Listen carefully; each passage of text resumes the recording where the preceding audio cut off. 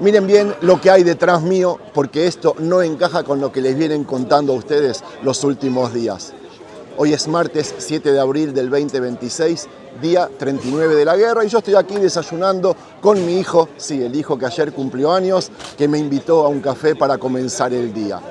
Mientras a ustedes les hablan de religión, les hablan que le robamos territorios, les hablan de historia, aquí en pleno corazón de Tel Aviv, yo les voy a mostrar una cosa completamente diferente y se las voy a explicar. Y les voy a decir algo que muchos no se atreven a escuchar.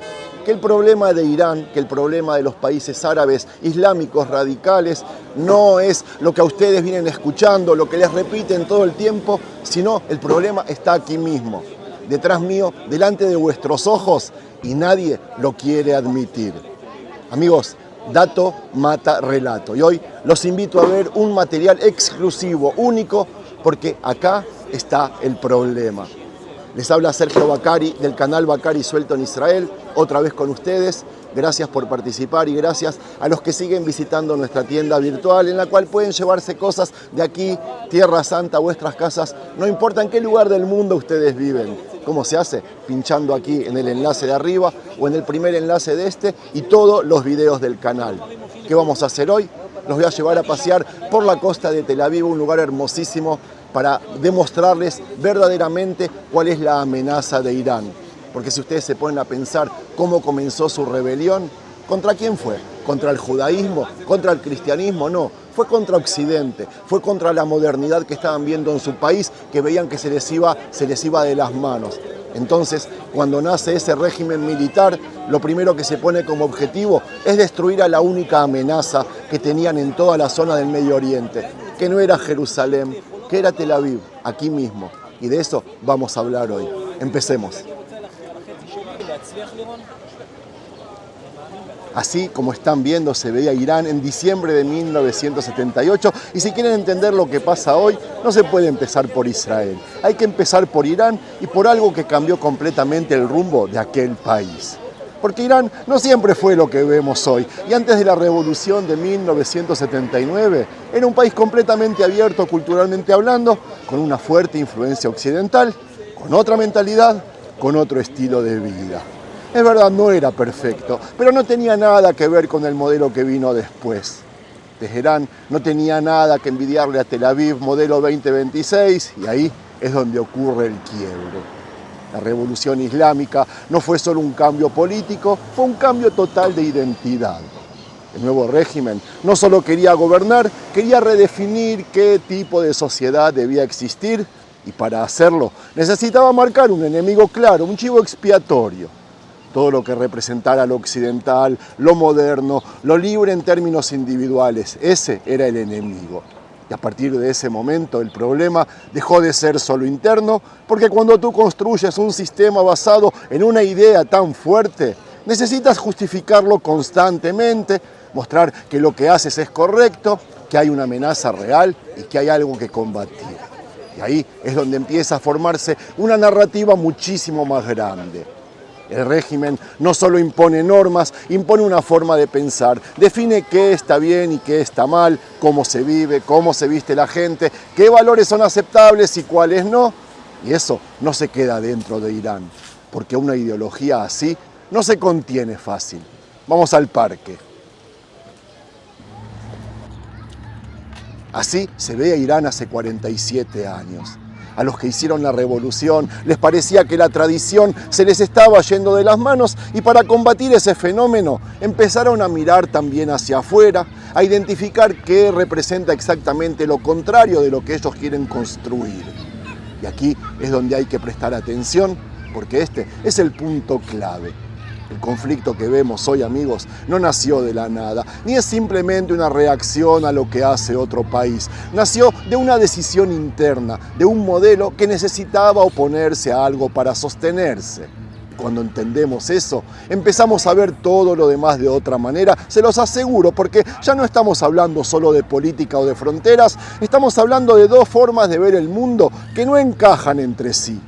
Y eso es lo que va a marcar todo lo que viene después. Me vine hasta la playa de Tel Aviv para seguir mostrando lo que en ese modelo ya instalado en Irán había un paso inevitable, encontrar a quien enfrentar. Porque un sistema que se define por lo que rechaza necesita un símbolo claro de lo opuesto.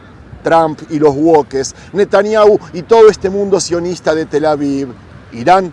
Ahí es donde aparece Israel, pero no por las razones que todo el mundo repite como un loro. No es una cuestión de límites, estamos a 1.600 kilómetros con 3 países en el medio.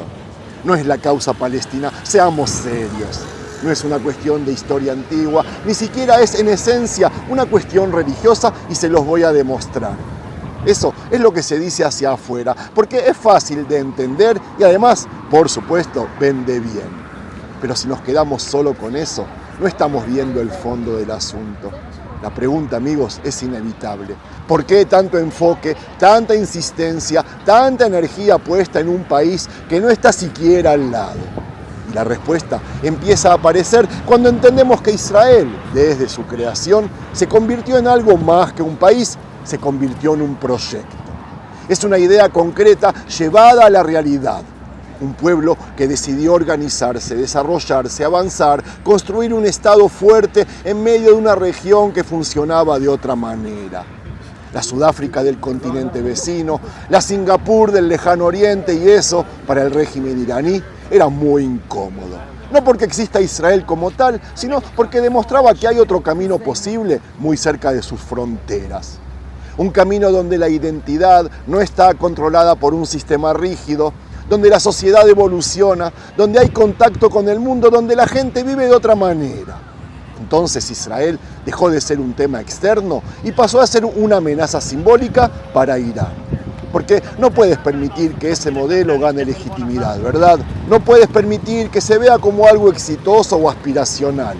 Entonces tienes que convertirlo en el enemigo. Y ahí es donde empieza una construcción constante. Discursos, mensajes, posicionamientos, todo orientado a instalar la idea de que Israel no solo es un problema político, sino algo que hay que combatir. Pero cuidado, porque esto es clave para lo que viene.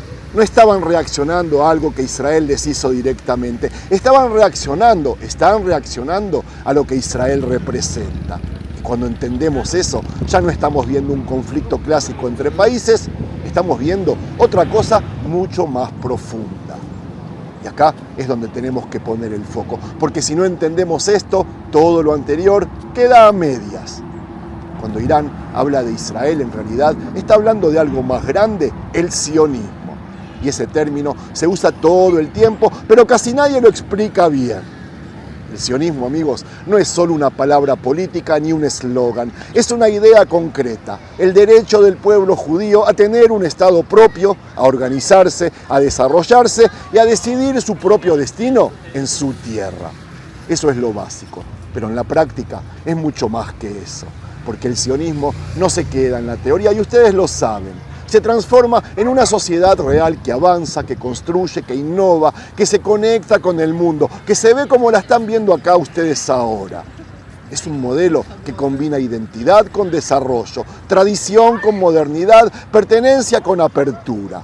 Nada de religión, aunque con un Dios presente, y eso es lo que lo convierte en algo mucho más potente que una simple definición. Y ahora, ¿dónde está el choque? Amigos, el problema no es que exista un Estado judío. Judíos hay aún en Irán y ustedes lo saben. Y a ellos no les hacen nada. El problema, desde la mirada del régimen iraní, es lo que ese Estado sionista demuestra en la práctica. Porque rompe con la lógica que ellos quieren imponer. Porque el sionismo muestra que puedes tener identidad sin estar encerrado, que puedes crecer sin aislarte, que puedes avanzar sin someter cada aspecto de la vida a un sistema rígido. Y eso, para un modelo que necesita control, es peligroso.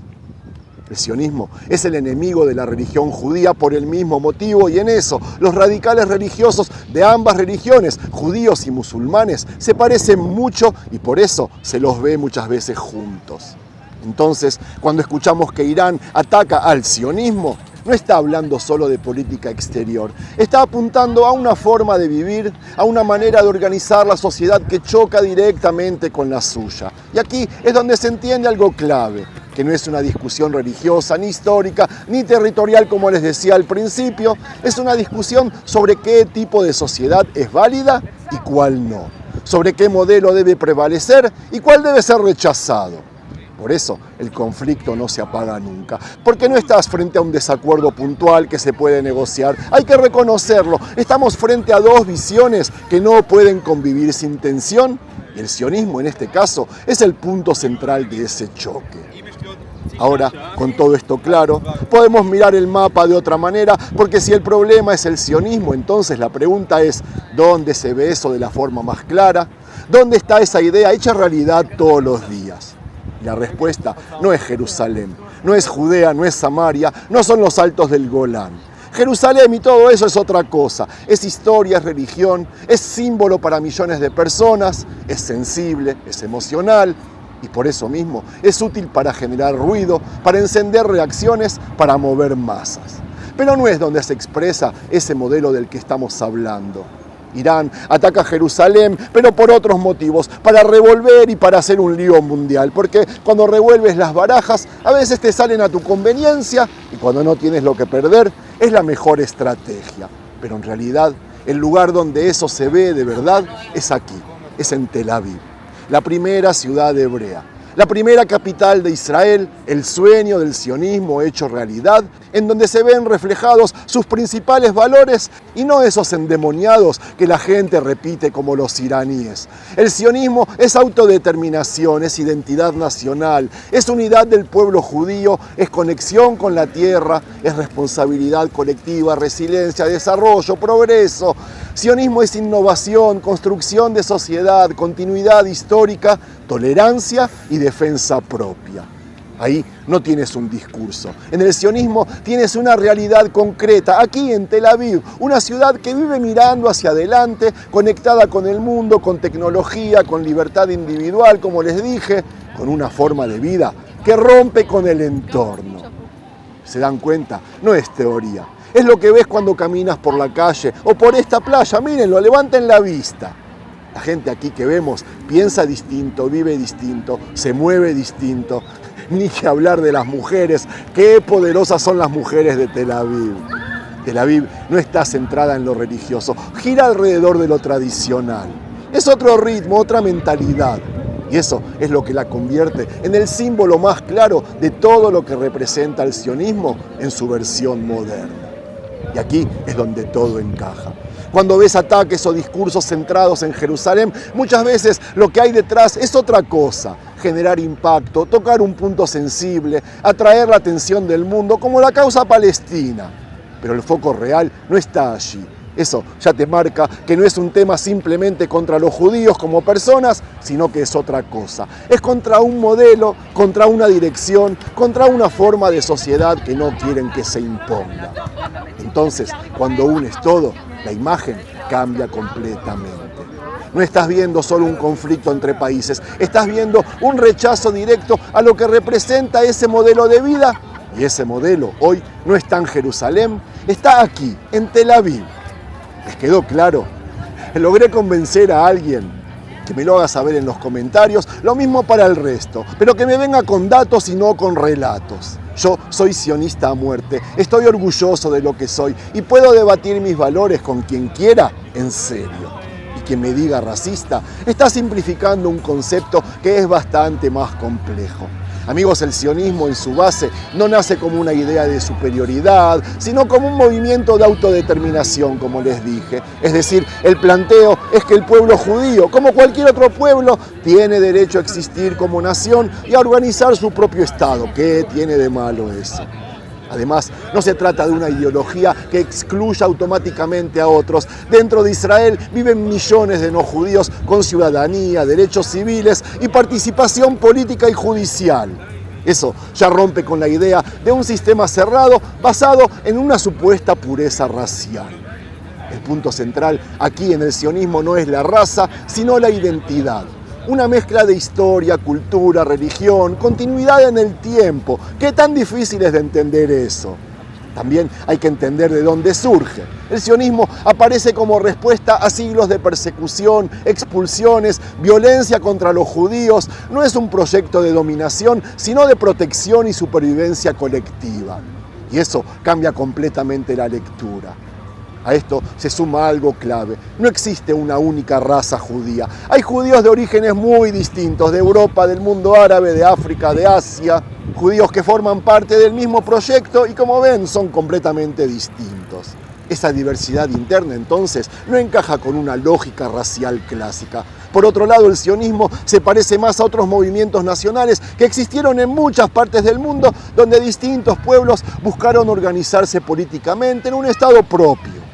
El sionismo no es una excepción en ese sentido. Y dentro de Israel hay debate, crítica, oposición y un sistema judicial activo, y eso también marca una diferencia importante, porque una ideología basada en la supremacía no suele permitir ese nivel de discusión interna.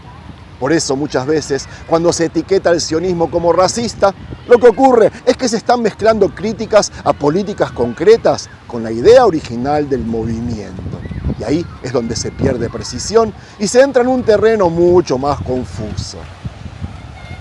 Listo, amigos. Espero que hayan entendido que el problema está acá en Tel Aviv. Felices Pascuas para los hermanos cristianos.